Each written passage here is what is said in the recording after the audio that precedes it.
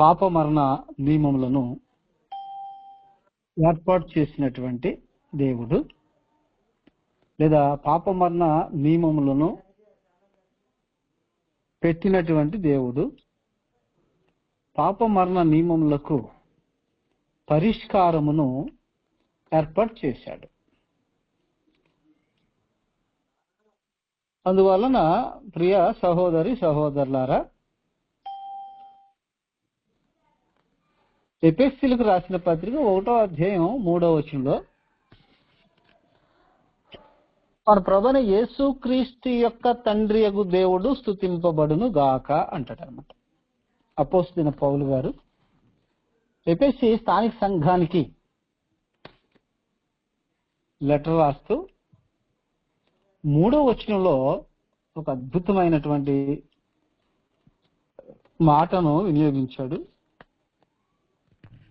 మన ప్రభువైన యేసుక్రీస్తు యొక్క తండ్రి యగు దేవుడు స్తుతింపబడును గాక. అంటే స్తుతులకు పాత్రుడు తండ్రి అయిన దేవుడు,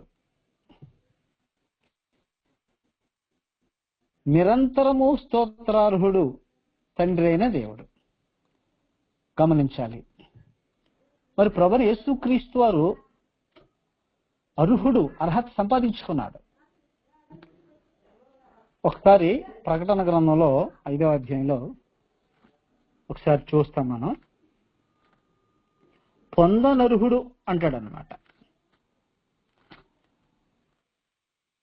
ఈరోజు మనం మాట్లాడుకునే పాఠం పేరు దేవుడు ఎందుకు స్తుతింపబడాలి. అది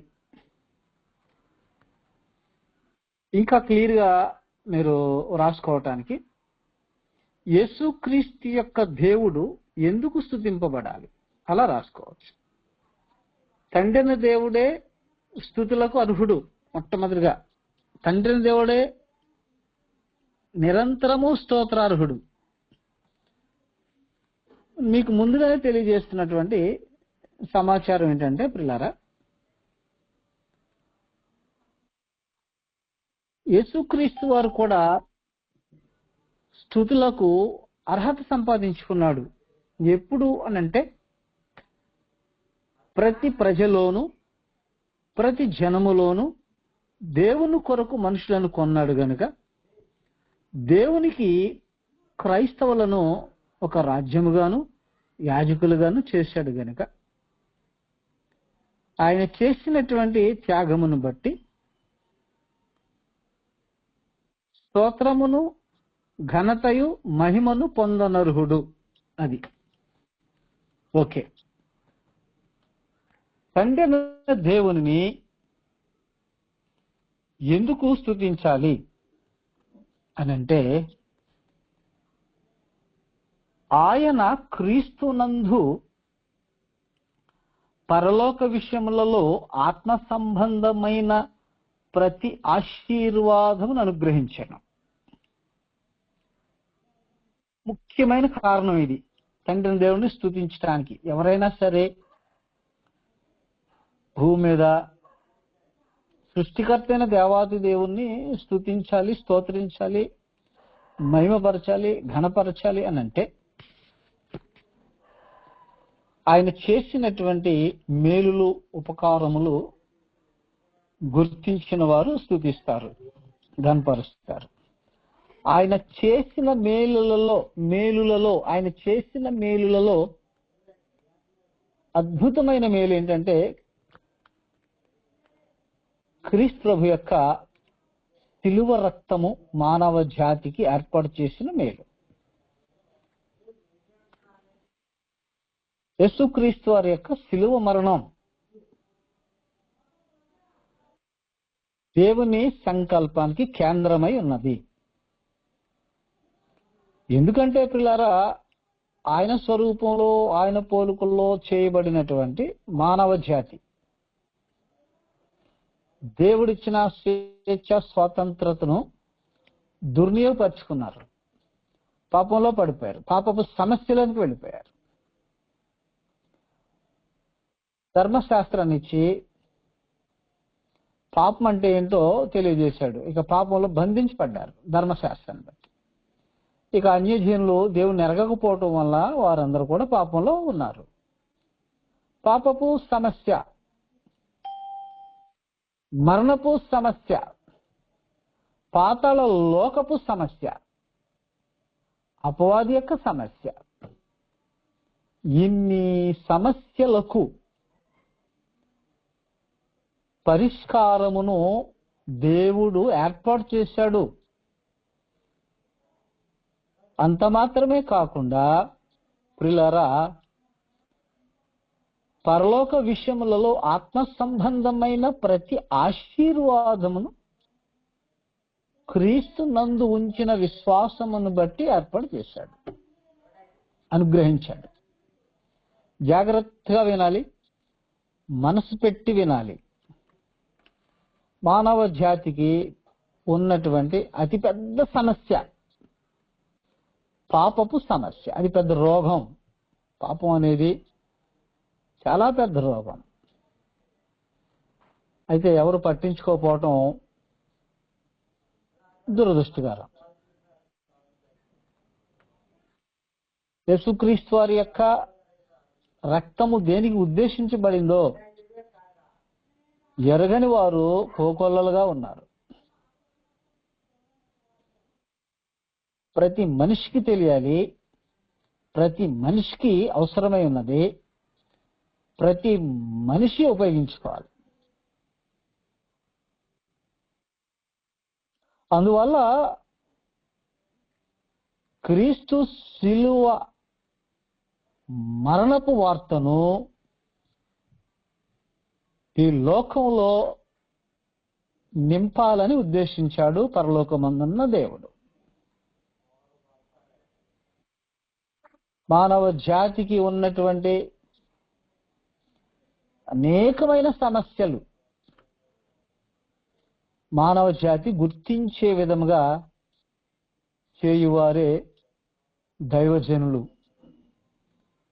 మనలాంటి దైవజనులు, మనలాంటి సువార్తికులు చక్కగా గ్రూపులో ఉన్నటువంటి సభ్యులు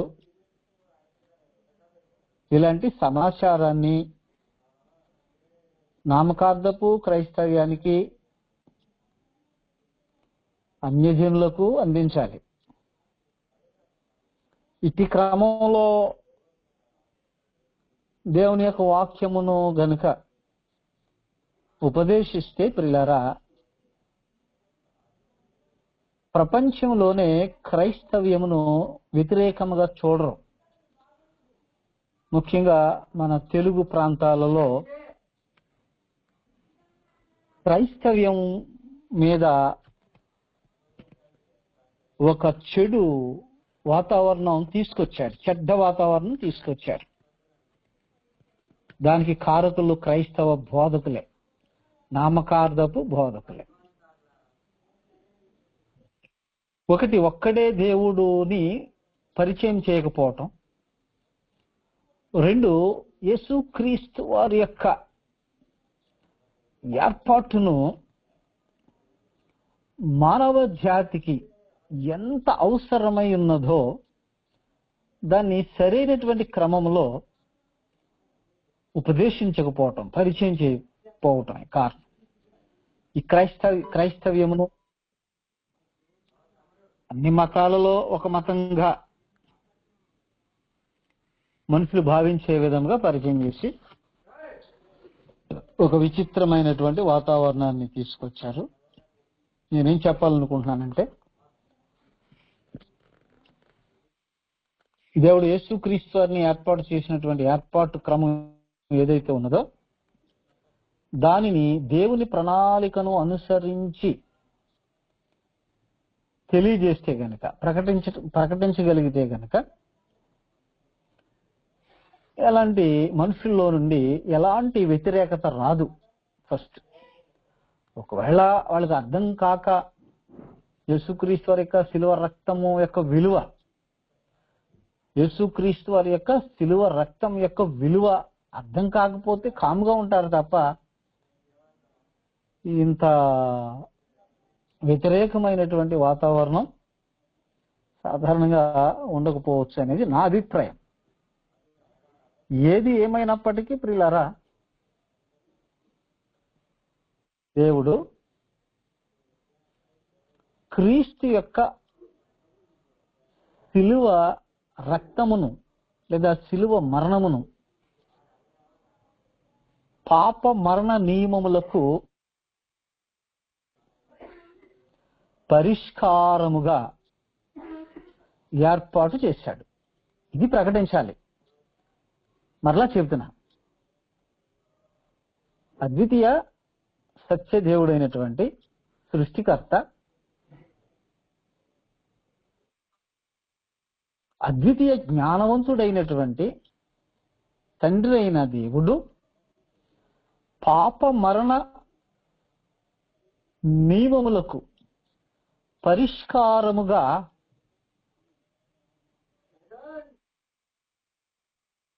క్రీస్తు యొక్క శిలువ మరణమును, క్రీస్తు యొక్క రక్తమును ఏర్పాటు చేశాడు.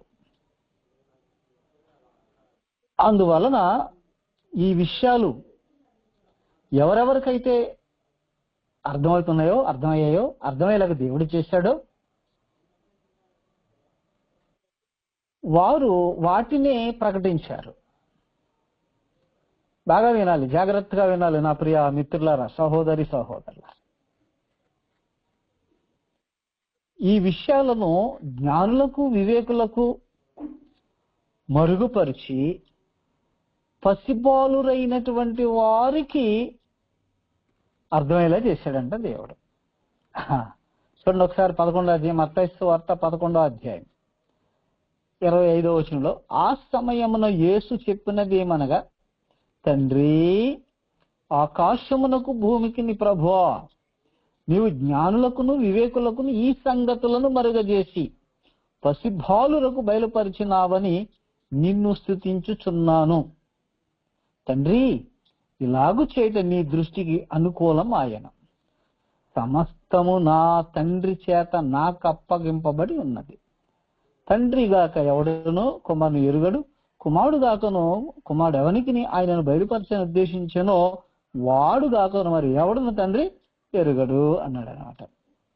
25వ వచనంలో అద్భుతమైన మాట, ఆకాశమునకు భూమికి ప్రభువా, నువ్వు జ్ఞానులకు వివేకులకు ఈ సంగతులను మరుగజేసి పసిబాలురకు బయలుపరిచినావని నిన్ను స్తుతించుచున్నాను. అంటే యేసుక్రీస్తు వారు కూడా తండ్రిని దేవుణ్ణి స్తుతించాడు. అలాగే నిజ క్రైస్తవ జీవితాన్ని అనుభవించే ప్రతి ఒక్కరు కూడా ప్రతి విషయంలో దేవునికి కృతజ్ఞతాస్తుతులు చెల్లించాలి అనేది 1 దశలోనిక పత్రికలో పౌలు గారు చక్కగా తెలియజేస్తాడు. ఏంటి తండ్రి అనే దేవుడు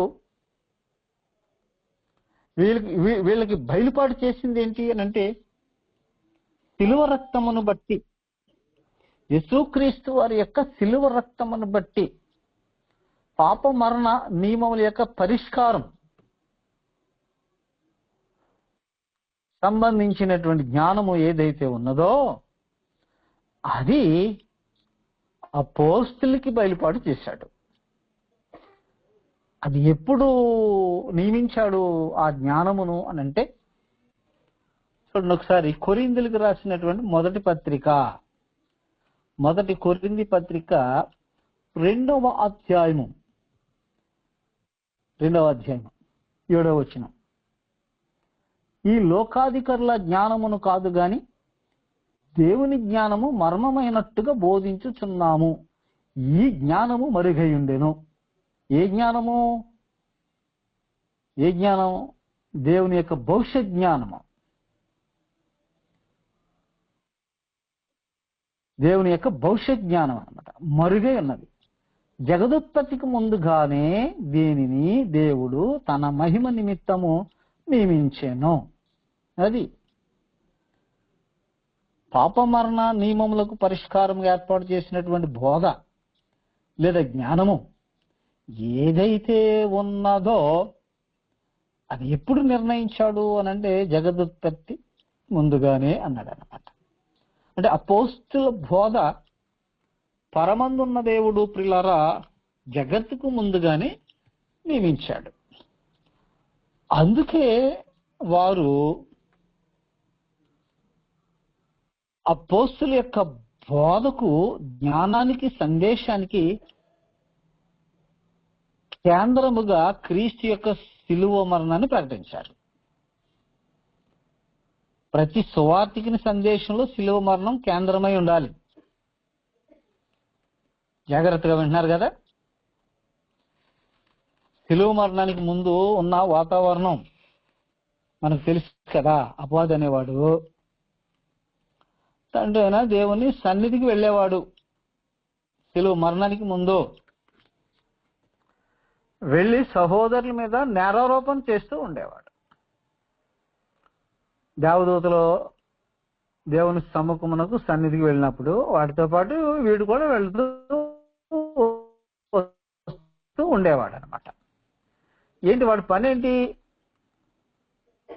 సహోదరుల మీద నేరారోపణ చేయటం.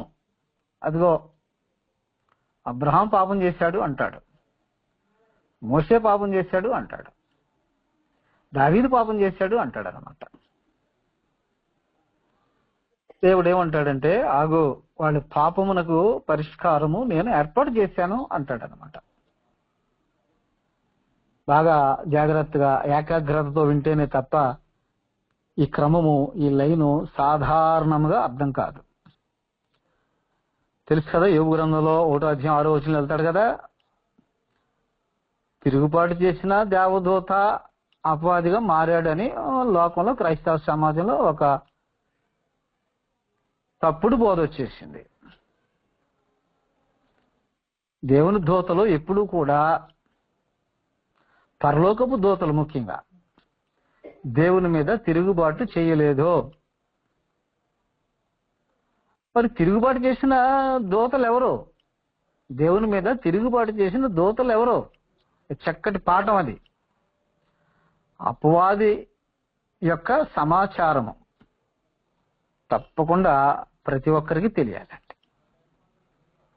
గ్రంథంలో దేవదూతల్ని దేవదూతలుగా మాట్లాడాడు, అపవాదిని అపవాదిగా మాట్లాడాడు. దేవదూతలకి, దేవదూతల్లో చాలా కేటగిరీస్ ఉన్నాయి, మీ అందరికి బాగా తెలుసు. అలాగనే ప్రియులారా, అపవాది అనేవాడికి అనేకమైనటువంటి పర్యాయ పదాలు ఉపయోగించాడు.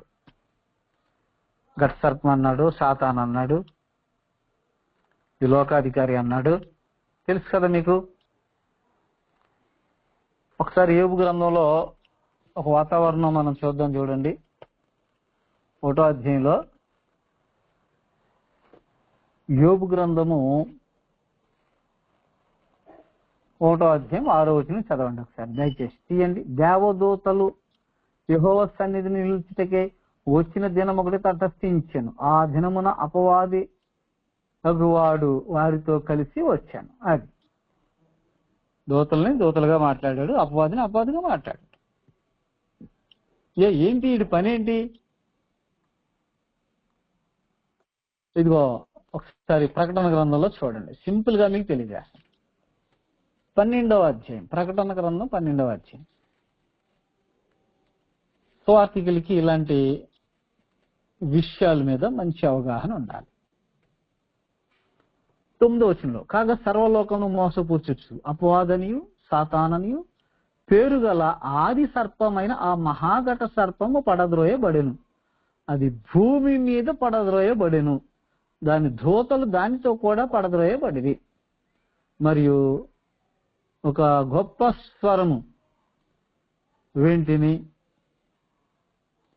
ఒక గొప్ప స్వరము పరలోకము నుండి ఇలాగూ చెప్పుట వింటిని, రాత్రింబగళ్ళు మన దేవుని ఎదుట మన సహోదరుల మీద నేరము మోపువాడిన అపవాది పడద్రోయబడి ఉన్నాడు. అది వాడు పడద్రోయబడి ఉన్నాడు అంటే పరలోకంలో నుండి భూలోకానికి పడద్రోయబడ్డాడు అనేటువంటి ఒక భౌతిక సంబంధమైన అర్థం, అక్షార్థం తీసుకున్నారన్నమాట. వాస్తవానికి ప్రియులారా, వాడి యొక్క అధికారము నుండి పడద్రోయబడ్డాడు. అది ఈ లోకాధికారం నుండి పడద్రోయబడ్డాడు. వాడు మరణ ప్రభుత్వం నుండి గెంటివేయబడ్డాడు. క్రీస్తు ప్రభు యొక్క శిలువ మరణంతో జీవ ప్రభుత్వాన్ని అమల్లోకి తీసుకొచ్చాడు తండ్రి అయిన దేవుడు. సరే, ఇంతకీ శిలువ మరణానికి ముందు వాడి పని ఏంటంటే సహోదరుల మీద నేరం మోపటం. అది వాడి పని. సహోదరుల మీద నేరం మోపేవారు ఎవరైనా సరే అపవాది సంబంధమైనటువంటి స్వభావం కలిగిన వారు. క్రైస్తవ సమాజంలో సహోదరుల మీద నేరం మోపరు, నేరం మోపకూడదు. ఓకే, ఇంతవరకు విషయాలు అర్థమయ్యాయి కదా. దేవుడు పాప మరణ నియమములకు పరిష్కారం ఏర్పాటు చేశాడు అనేది ముఖ్యంగా మనం గుర్తిస్తున్నాం. అందువలన యేసుక్రీస్తు యొక్క తండ్రి దేవుడు స్తుతింపబడాలి. ఎందుకు స్తుతింపబడాలి అని అంటే ఆయన పాప మరణ నియమములకు పరిష్కారం ఏర్పాటు చేశాడు. ఆ పరిష్కారం ఏంటంటే యేసుక్రీస్తు వారి యొక్క శిలువ మరణము, యేసుక్రీస్తు వారి యొక్క అమూల్యమైన రక్తము. అందుకే అపోస్తుల యొక్క జ్ఞానంలో, అపోస్తుల యొక్క బోధలో యేసుక్రీస్తు యొక్క శిలువ మరణ ప్రకటన కేంద్రమై ఉంటుంది. అది 1 కొరింథీ పత్రికలో 1వ అధ్యాయం 23వ వచనంలో, అయితే మేము సిలువ వేయబడిన క్రీస్తును ప్రకటించుచున్నాము. అది సిలువ వేయబడిన క్రీస్తులోనే పాప మరణ నియమములకు పరిష్కారం ఉంది. బాగా ఆలోచించాలి. బాగా అవసరమైనటువంటి సబ్జెక్టు, అవసరమైనటువంటి సమాచారం, క్రమం. ఇది సమాజానికి అందిస్తే తప్పకుండా వ్యతిరేకత అయితే రాదు నాకు తెలిసి. ఈ క్రమం కాకుండా అక్రమంలో వాక్యాన్ని విస్తరింపజేస్తున్నారు కనుక, సొంత ఉద్దేశాలతో, సొంత విశ్వాసాలతో, సొంత బోధలు చేస్తున్నారు కనుక అన్యజనుల్లో ఉండి, ఇస్లాం సహోదరులు ఉండి ఓ భయంకరమైనటువంటి వ్యతిరేకత ఏర్పడుతుంది. 2వ అధ్యాయం 2వ వచనంలో కూడా 1 కొరింథీ పత్రిక 2వ అధ్యాయం చూడండి ఒకసారి. కొరింథీలకు రాసిన మొదటి పత్రిక 2వ అధ్యాయం 2వ వచనం, నేను యేసుక్రీస్తును అనగా సిలువ వేయబడిన యేసుక్రీస్తును తప్ప మరి దేనిని మీ మధ్య నేను ఎరుగకుందునని నిశ్చయించుకుంటున్నాను. అది యేసుక్రీస్తు వారి యొక్క సిలువ మరణంలో, యేసుక్రీస్తు వారి యొక్క అమూల్యమైన రక్తములో దేవుడు ఏం చేశాడంటే పాప మరణ నియమములకు పరిష్కారం ఏర్పాటు చేశాడు. అర్థమవుతుంది కదండి. యేసుక్రీస్తు వారి యొక్క సిలువ ప్రకటన లోకములో ఉన్నటువంటి స్కాలర్లకు, లోక జ్ఞానులకు ఎలా ఉన్నది అంటున్నాడంటే వెర్రితనముగా ఉంది అన్నాడు. నశించుచున్న వారికి సిలువను గూర్చిన వార్త వెర్రితనము అన్నాడు. సిలువను గూర్చిన వార్తల్లో దేవుని శక్తి ఉంది, దేవుని జ్ఞానం ఉంది. ఇది గుర్తించాలి. ఒక సువార్తికుడు బోధించేటప్పుడు, ఒక సువార్తికుడు లోకంలో సిలువను గూర్చి ప్రకటించేటప్పుడు దేవుని జ్ఞానమును, దేవుని శక్తిని గుర్తించే విధంగా ప్రకటించాలి. అపోస్తుల యొక్క బోధలో ప్రియులారా, అపోస్తుల యొక్క బోధలో ప్రధానమైన విషయము సిలువను గూర్చిన వార్త. చాలా గొప్ప విషయం అది. గల్తీ స్థానిక సంఘంలో ఒక విచిత్రమైనటువంటి భిన్నమైన సువార్త ఏర్పడింది. ఏంటంటే అది, మీరు రక్షణ పొందాలి అని అంటే మోషే యొక్క ఆచారముల చొప్పున మోషే ఏర్పాటు చేసినటువంటి సున్నతి కార్యక్రమాన్ని మీరు ఆచరిస్తేనే తప్ప రక్షణ పొందలేరు అని యోదయ ప్రాంతము నుండి కొందరు సహోదరులు వచ్చి బోధించారు. ఆ గలతీ స్థానిక సంఘంలో ఉన్నటువంటి క్రీస్తు సంఘ సభ్యులు అట్టి బోధకు తొందరగా తిరిగిపోయారు. అది అంటాడనమాట, భిన్నమైన సువార్త తట్టు మీరు ఇంత తొందరగా తిరిగిపోవటం చూడగా నాకు ఆశ్చర్యమగుచున్నది. ఎవరు అంత తొందరగా తిరిగిపోయిన వాళ్ళు? యేసుక్రీస్తు వారి యొక్క మరణమును, సమాధిని, పునరుద్ధానమును కళ్ళారా చూసినవాడు. యేసుక్రీస్తు వారి యొక్క శిలువ యొక్క ఘటమును కళ్ళారా చూసిన వారు. అందుకే అంటాడు గలతీ పత్రిక 3వ అధ్యాయంలో 1వ వచనం, ఓ అవివేకులైన గలతీలారా, మిమ్మల్ని ఎవడో భ్రమ పెట్టాను. వారిని భ్రమ పెట్టింది ఏంటంటే అదిగో సున్నతి కార్యక్రమం. సిలువ వేయబడిన వాడైనట్టుగా యేసుక్రీస్తు మీ కన్నుల ఎదుట ప్రదర్శింపబడిన కదా. అది ఆయన సిలువ మరణం అనేది వాళ్ళ కళ్ళ ముందే ప్రదర్శించబడింది. అయినప్పటికీ వాళ్ళు సిలువ మరణంలో ఉన్నటువంటి శ్రేష్టతను, విలువను గుర్తించిన వారైనప్పటికీ భిన్నమైన సువార్త తట్టు తిరిగిపోయారు. అది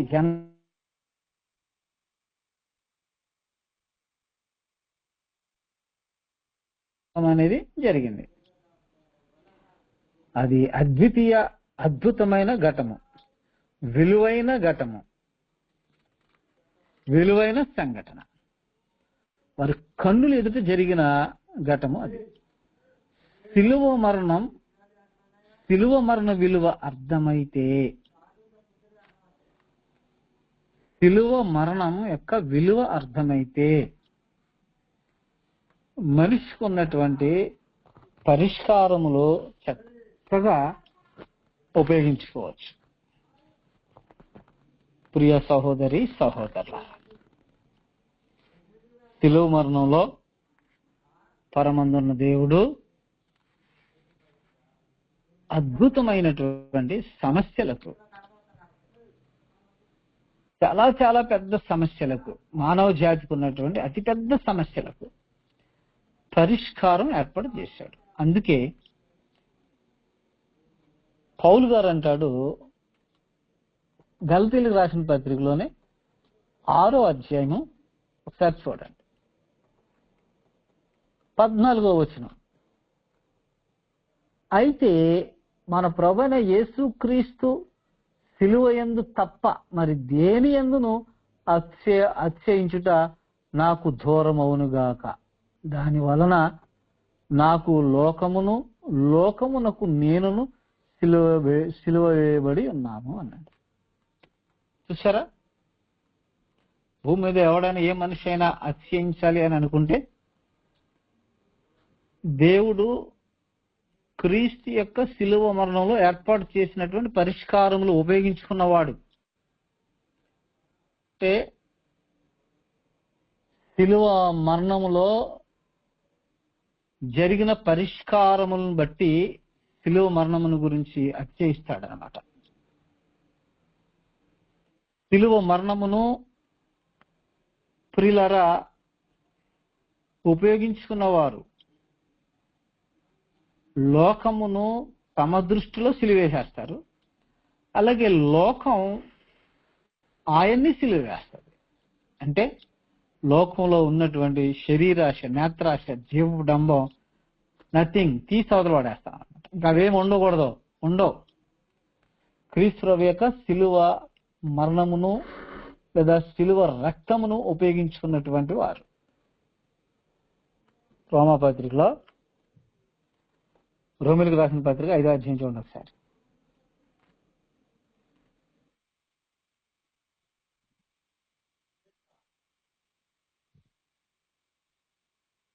8వ వచనం చదువుతాం, జాగ్రత్తగా వినండి. అయితే దేవుడు మన ఎడల తన ప్రేమను వెల్లడిపరచుచున్నాడు.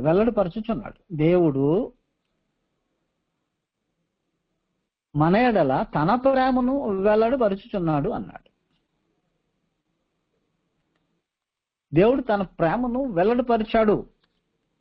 ఎందుకు, ఎలాగు అనంటే, పాపమరణ నియమములతో కొట్టుమిట్లాడిపోతున్నటువంటి మానవ జాతి, ముఖ్యంగా బలహీనతలోనూ, భక్తిహీనులుగాను, బలహీనులుగాను, పాపులుగాను, శత్రువులుగాను ఉన్నటువంటి పరిస్థితులలో దేవుడు తన ప్రేమను వెల్లడిపరిచాడు. దేవుడు తన ప్రేమను క్రీస్తు ప్రభు యొక్క ఏర్పాటు ద్వారా, క్రీస్తు ప్రభు యొక్క శిలువ రక్తము ద్వారా చూపించాడు. ఎట్లనగా, మనం ఇంకను పాపులమై ఉండగానే క్రీస్తు మన కొరకు చనిపోయాను. క్రీస్తు మనుషుల కొరకు చనిపోవటానికి క్రీస్తుని ఏర్పాటు చేసింది తండ్రిని దేవుడు గనుక, క్రీస్తు యొక్క తండ్రి యొక్క దేవుడు స్తుతింపబడును గాక. మన ప్రభువైన యేసు క్రీస్తు యొక్క తండ్రి యొక్క దేవుడు స్తుతింపబడును గాక అన్నాడు అనమాట. కాబట్టి ఆయన రక్తము వలన ఇప్పుడు నీతిమంతులుగా తీర్చబడి, అది యేసుక్రీస్తు వారి యొక్క రక్తమును గుర్తించని వాడు, యేసుక్రీస్తు వారి యొక్క అమూల్యమైన రక్తమును వినియోగించుకొనని వాడు, బాగా వినాలి, జాగ్రత్తగా వినాలి, యేసుక్రీస్తు వారి యొక్క రక్తమును, అమూల్యమైన రక్తమును వినియోగించుకొనని వాడు నీతిమంతుడిగా తీర్చబడడు. మరలా చెప్తున్న, జాగ్రత్తగా వినండి. యేసుక్రీస్తు వారి యొక్క అమూల్యమైన రక్తమును వినియోగించుకొనని వాడు నీతిమంతుడిగా తీర్చబడడు. యేసుక్రీస్తు వారి యొక్క అమూల్యమైన రక్తమును ఎవరైతే వినియోగించుకుంటారో క్రమంలో, వారు నీతిమంతులుగా తీర్చబడతారు. మరింత నిశ్చయముగా ఆయన ద్వారా ఉగ్రత నుండి రక్షింపబడుదుము. అది యేసుక్రీస్తు వారి యొక్క శిలువ మరణము మానవ జాతిని నీతిమంతులుగా చేస్తుంది.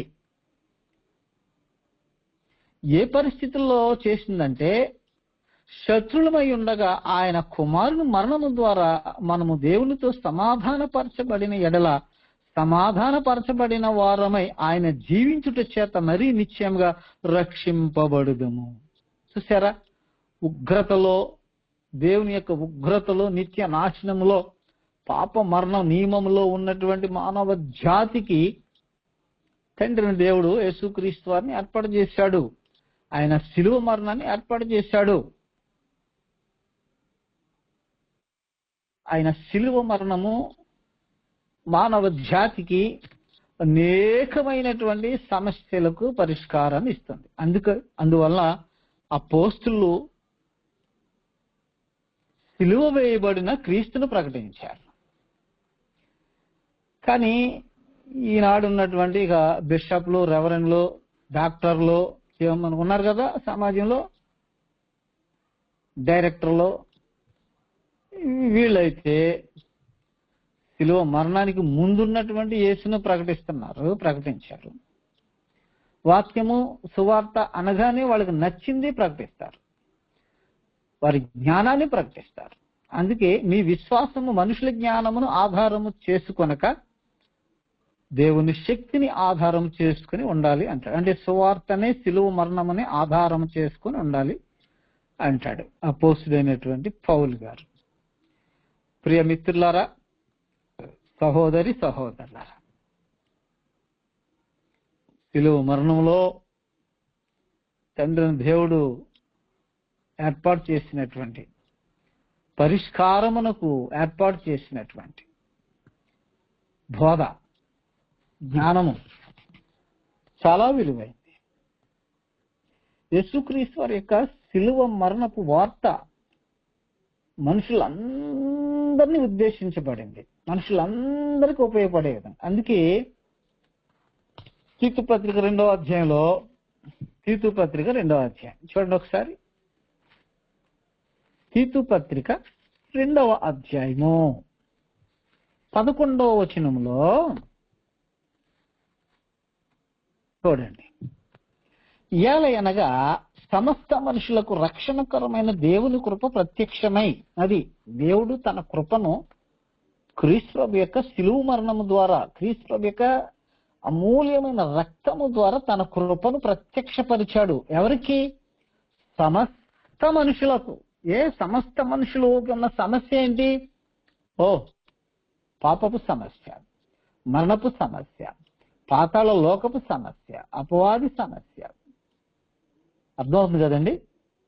వాటన్నింటికి పరిష్కారమే క్రీస్తు ప్రభు యొక్క శిలువ మరణము, క్రీస్తు ప్రభు యొక్క అమూల్యమైన రక్తము. అది దేవుడు సమస్త మనుషులకు ఏర్పాటు చేసినటువంటి కృప ఏర్పాటు చేసింది. అందుకే సమస్త మనుషులకు రక్షణకరమైన దేవుని కృప ప్రత్యక్షమై బోధిస్తుంది. ఏమని? మనం భక్తిహీనతను, ఇహలోక సంబంధమైన దురాశను విసర్జించి శుభప్రదమైన నిరీక్షణ నిమిత్తము, అనగా మహాదేవుడును అంటే తండ్రి దేవుడు, మన రక్షకుడునైన యేసుక్రీస్తు మహిమ యొక్క ప్రత్యక్షత కొరకు ఎదురు చూచుచు ఈ లోకములో స్వస్థ బుద్ధితోనూ నీతితోనూ భక్తితోనూ బ్రతుకుచుండవల్లని మనకు బోధించుచున్నది. అది ఈ ఏర్పాటు అంతా చేసింది ఎవరంటే తండ్రి అయిన దేవుడు. ఇది అర్థం కాకపోతే ఎవడేం చేస్తాడు?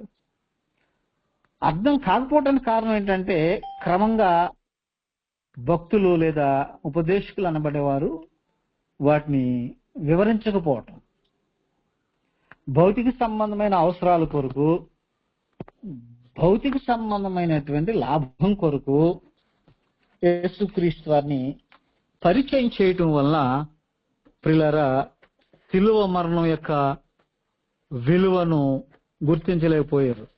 గుర్తించలేకపోతున్నారు ఈరోజు కూడా చాలా మంది. శిలువ మరణం యొక్క విలువను సమాజము, లోకము, నామకార్థపు క్రైస్తవ్యము గుర్తించే విధముగా మరి మన సహోదరులు, మరి దేవుని పని చేస్తున్నటువంటి మీరందరూ ప్రతి ఒక్కరు కూడా ఆ సమాచారాన్ని లోకానికి, నామకార్థపు క్రైస్తవ్యానికి అందించాలని మరి హృదయపూర్వకంగా నేను కోరుకుంటున్నాను. మీ పరిచర్యను చక్కగా శిలువ మరణమును కేంద్రముగా పెట్టి మీ సందేశాలు సమాజానికి, క్రైస్తవ సమాజానికి, నామకార్థపు క్రైస్తవ సమాజానికి, లోకానికి అందించాలని హృదయపూర్వకంగా కోరుకుంటూ మరి నాకు ఇచ్చినటువంటి సమయమును నేను అధ్యక్షుల వారికి తిరిగి అప్పగిస్తున్నాను. అందరికీ వందనాలండి. ప్రార్థన. మన ప్రభువైన యేసుక్రీస్తు వారి యొక్క కృపయు, పరిశుద్ధాత్మ యొక్క అన్యోన్య సహవాసము ఇప్పుడును ఎల్లప్పుడును సకల పరిశుద్ధులందరికీ, ముఖ్యంగా ఈ తరగతిలో పాలు పంపులు పొందిన వారందరికీ సదాకాలము తోడై ఉండును గాక. ఆమేన్. ప్రియులారా.